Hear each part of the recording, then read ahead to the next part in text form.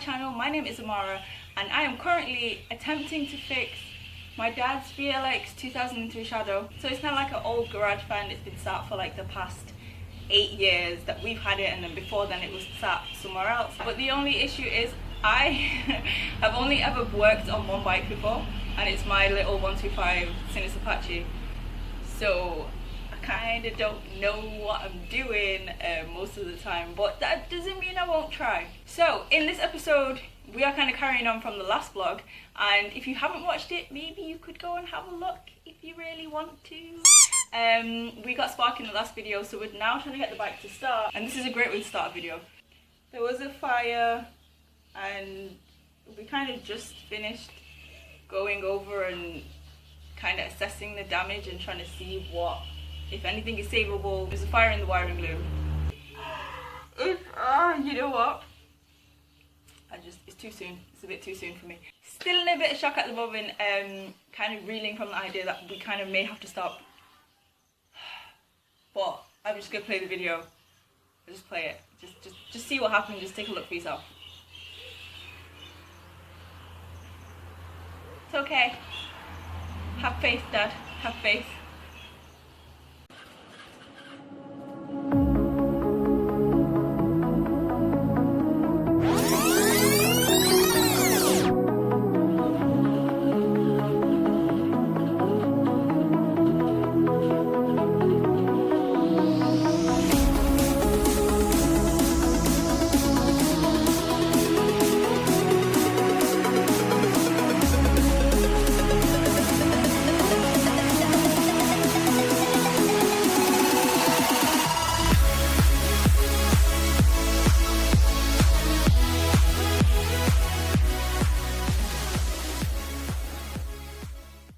After the fire, we've had to cut out the wiring that's damaged, obviously replace it. We're not sure now if the CDIs are going to work or they've burnt out, but there was a fuse on it which didn't blow, so not really sure. What happened was, further down inside the wiring loom, off of the old wires, there was a cut in one of the cables that I hadn't noticed. So when we put it onto the bike, it was touching on the bodywork, and then it caused this. So yeah, pay attention. Lesson learned. So now we got to check if the CDI still work. We're going to have to check spark again. Let's see.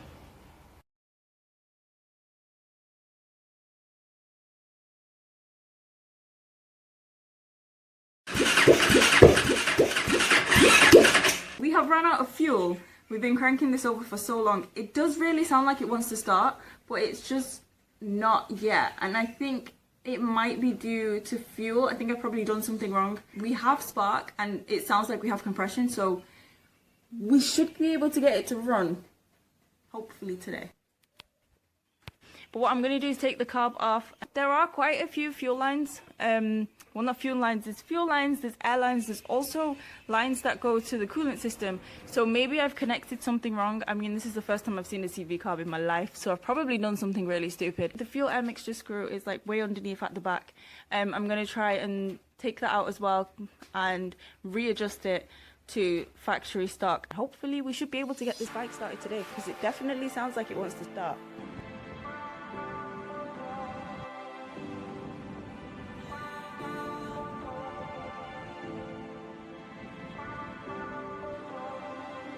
Went ahead and put the exhaust pipes on, just because I was stood here right next to it, by it here, handling the throttle, but I was kind of afraid of getting caught on fire. Okay, so we've been turning it over and I don't think it's gonna start. It kind of sounds like it really wants to start, but it's just not really getting there. Battery died. We had to put the jumper pack on it, and for about 2 seconds, maybe about 3 or 4 seconds, it did actually start, but then it cut off immediately afterwards. But I am noticing, and we kind of both noticed, that there's a bit of a strange noise, almost like it's skipping when it's trying to start. And to be honest with you, I think I noticed it from like ages before, but we were only before just kind of quickly, like in short bursts, turning on and off the engine to see if we had spark. But it's just come like more apparent now that we're trying to start it and crank it for longer. So I think what we'll do is we need to check the starter motor and also the gears that come after it. Like, I don't know how to describe it. It's like it's turning, but then every so often it kind of chokes. So the starter motor's here. When we put power to it, it turns over, there's a cog in here which then turns over this part in here, which then turns over the crank, and then the engine like moves up and down and everything. But all of that good stuff I'm actually going to do tomorrow. If you haven't noticed, I'm still wearing the same clothes in this video as I was in the video before, because I actually shot it all on the same day, but had to split it up because it's just a bit too long, and then went for a really long break in between, and just like stuff happened. So yeah, I'm gonna clean up everything and reset the whole place ready for tomorrow, and then tomorrow we'll have it out again, and we'll check that. We'll pin up the wiring so it's out of the way, and then we'll check that and see what's going on. So good night, and I'll see you tomorrow. You mean like, do I always have to spill oil? It's like a tribute thing, like one of those, we pour a bit out for the homies who didn't make it. Always spill oil on the floor no matter what I'm doing. Anyway, let's leave that drain, we're going. Good morning, it is the next day, and I left the oiling tube. Okay.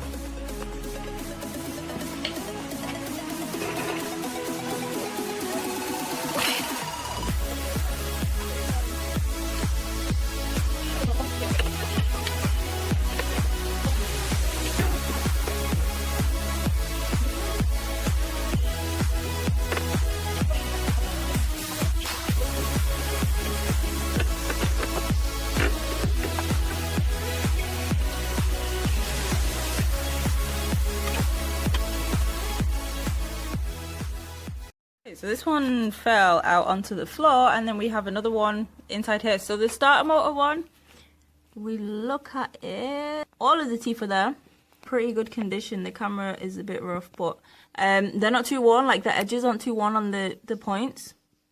Looks kind of good. Okay, we'll check this one that fell off the floor. Yeah, it still has, I'll go around and check every single tooth, but I'm not seeing any broken teeth. None of them seem chipped just looking at it. We'll take this one off. This one stayed in, which is, I'm pretty sure, what they're all supposed to do.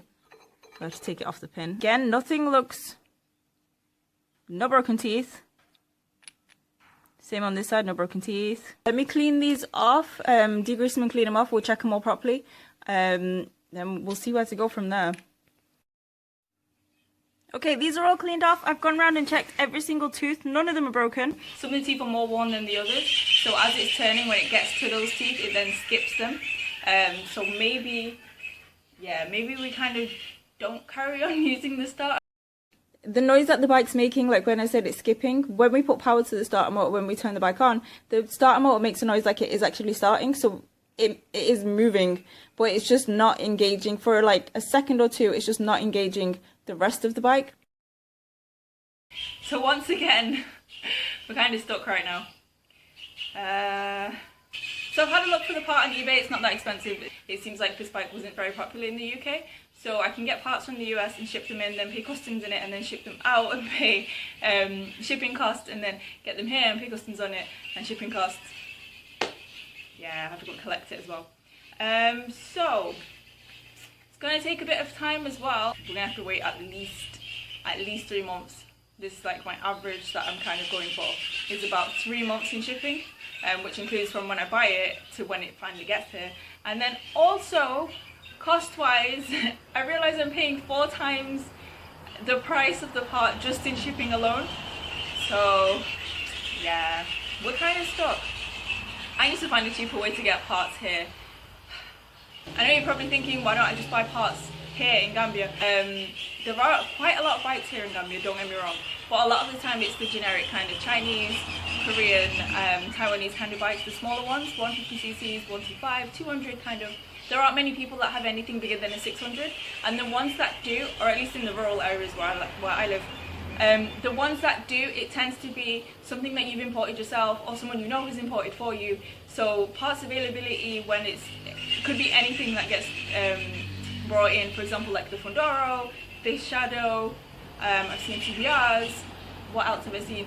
Bigger Yamaha bikes, different bikes. So obviously parts, then it just depends on what bike someone's got, and if they're stripping it out looking for, you know, selling the parts, then you can kind of make a deal somewhere, but it really just depends on the bike that you've got, and obviously it means that there aren't a lot of parts.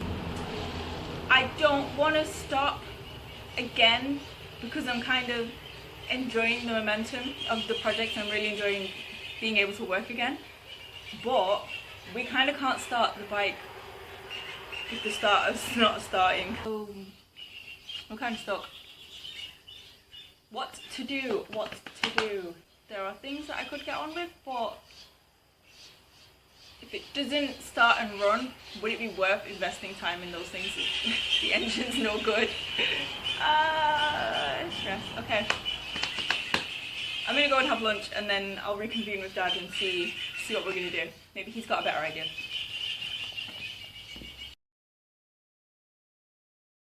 I can't tune the carburetor without the bike starting. We're kind of in a bit of a weird cycle right now. The bike won't start because the carburetor's not tuned, I don't think. I think that might be the problem. It's overfueling, we're getting a bit of black smoke. But then also we can't start the bike now because the starter motor's not running. It's just great stuff. Great stuff. So Dad had a really great idea. He said what we can do is we can just push the bike and try and push start it, which will then make it easier for the engine to turn over because obviously it has been sat for a really long time. So that's what we're going to do. But to do that, there's a few things that we kind of have to do first. So one of the things, really important things, is obviously getting the wiring done, which is what I've kind of started here. You'll also notice that, but we'll get to that in another video because this is future me speaking.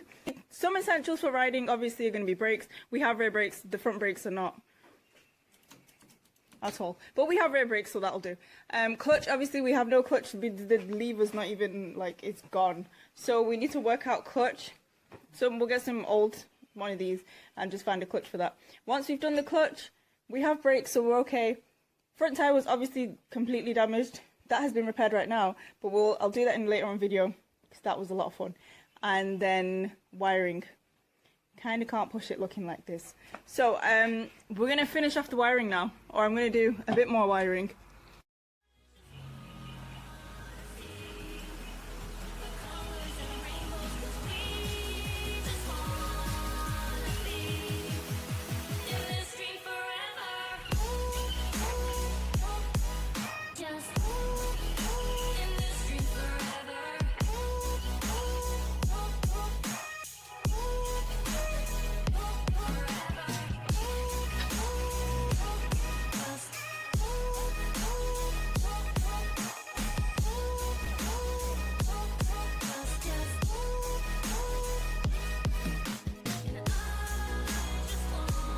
Hey there, tiny bird.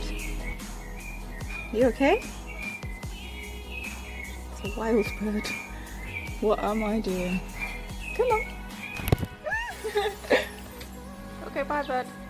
Have fun. See you later. Eat all the fruit you like. Alright. Peace out. Peace out, bird. Well, job well done. Back to work. Saved the bird today. Yay me.